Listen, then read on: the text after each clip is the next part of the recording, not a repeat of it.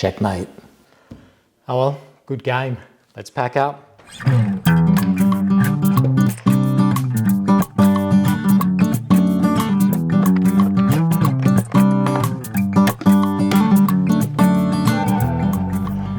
Today I'm going to show you how to make this very handy storage box. It means I get to go to my favourite place, the hardware store. First thing I need is a handle, so I just grab a nice authentic handle. Now actually the first thing I thought of was a plywood board, but I'll get that last. Next thing was hinges. It's a lot of fancy hinges. I decided to get just a plain brass hinge, just will match my nice shiny brass handle. Next thing I need is a door catch, and they had a pack. The smallest pack was a pack of 4. It was only a few bucks, so I just bought that. Doesn't have to be brass because it's inside the box. Next thing I need is nails. The nails I got were the 40mm by 2mm. Just a pack. The smallest pack is more than enough nails. And as I said before, I always get the external glue because it doubles as interior glue. And the last thing, or the first thing I thought of, is plywood board, 1200 by 600, so 2 foot by 4 foot.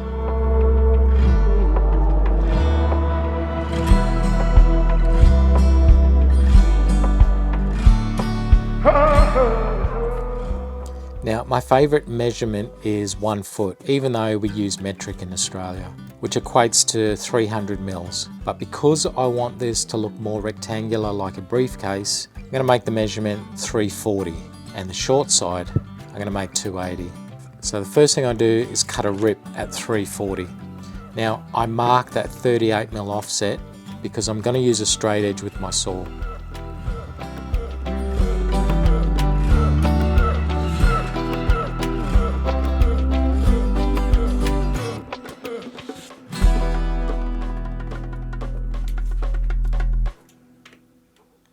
Because your base plate runs against that straight edge, you have to mark the offset from the saw, outside edge of the saw to the outside edge of your base plate.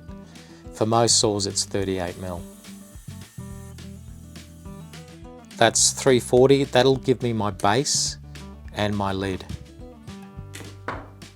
And I'll cut that to width a bit later on.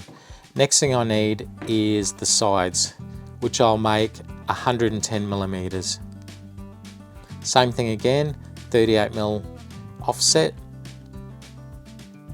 and then put it back to the inside of the board. Realise that I'm going to need a third skinny bit for the sides, so I ripped that. Now 2 of those are obviously going to be at 340, and the 2 short edges are not 280 because they go inside the 2 boards, which is 12mm thick. So that comes down to 256, and I take off 1mm because they're always a bit tight, so 255. I then cut my lid and my base plate.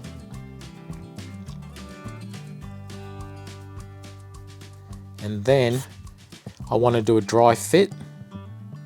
Once I do that, and make sure my side bits fit onto the base.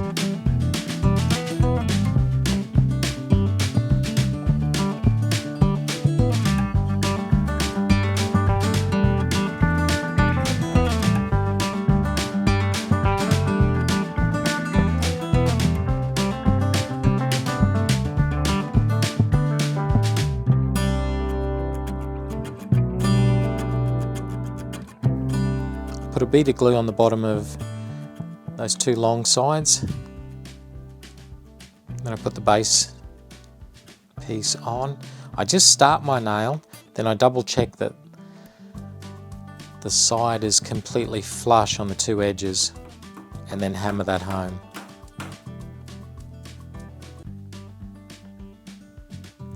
Do the same on the other side, just to hold it in place so it doesn't flip over. I noticed that was really bouncy, so I just put that over the sawhorse. Put a nail in the last 2 corners, and also put a nail through the middle.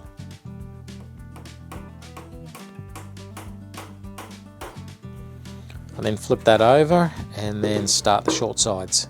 Now you need 3 beads of glue, so you need 1 on the baseboard and then 2 on the sides because it fits in between the 2 long boards.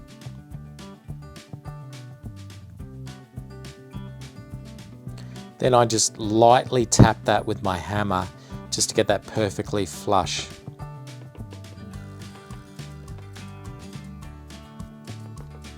Flip it upside down and then put the 3 nails in that piece as well. That was way too bouncy. I ended up moving the sawhorse right underneath.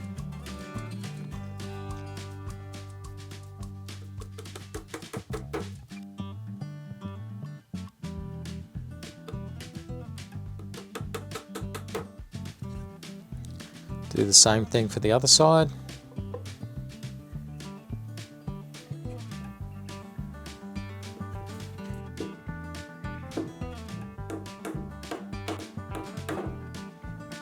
And then put 1 nail in the top of those boards to pin those boards together. Now the 1 nail is sufficient because that glue dries very strong. 1 hour later. Once it's all dry, I go over with my sander. It's probably better to give it more than 1 hour to drying time.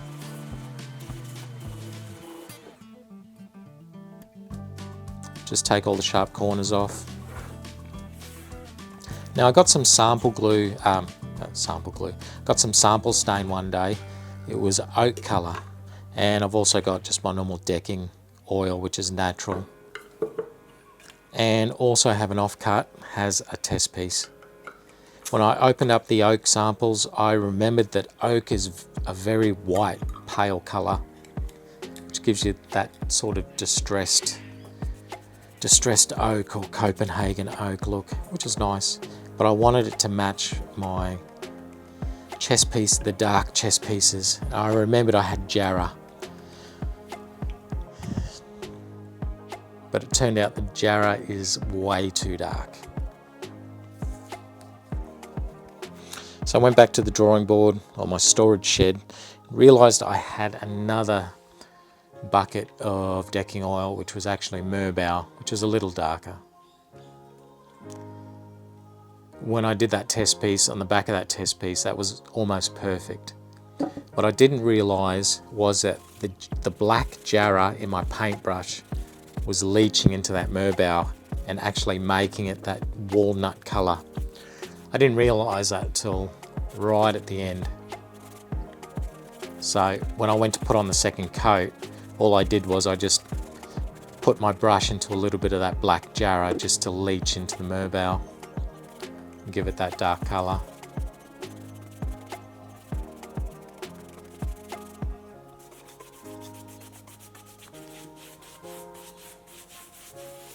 So once that oil is dry, just use my special furniture varnish, which is actually flooring varnish, and I put the hardener in it as well.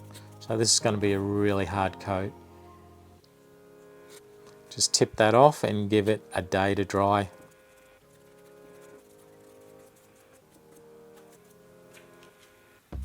One day later.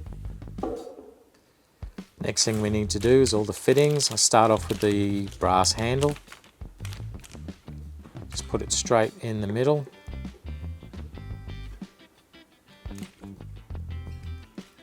Now, one thing I didn't realise is that the screws for this handle that came with this handle were flathead screws.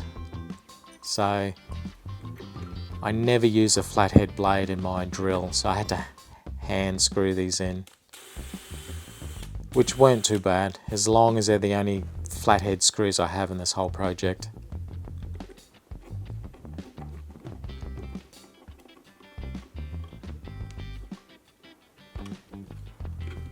Lovely. Next thing is hinges for the lid. So I put the lid on first, take my brass hinges and just tuck them under the back. Now, make sure they're 50 millimeters in both sides and open up the screws. Luckily, all of these screws were Phillips head screws. so I could use my drill.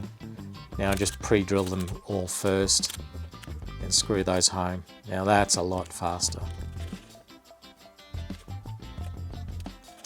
Although they are very tiny fiddly screws. Once I've fixed them to the box, open up the lid, make sure it's all flush. Make sure the two sides are flush, and then I just fix it to the lid.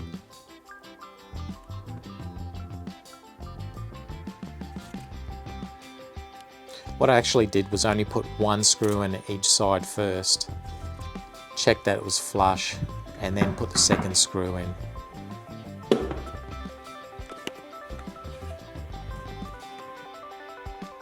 Last thing you need is your lid holder, which is basically a cupboard door holder. It's pretty simple because it's just dead center and flush with the top of the box.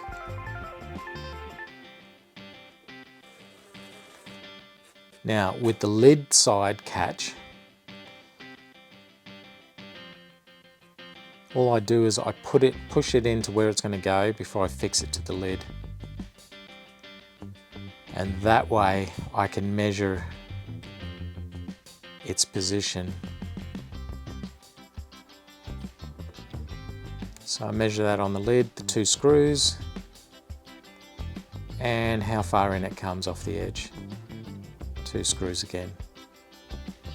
For some reason I didn't record that, but there you can see it works quite good. And that's it. Your DIY storage box. If you like that, hit subscribe.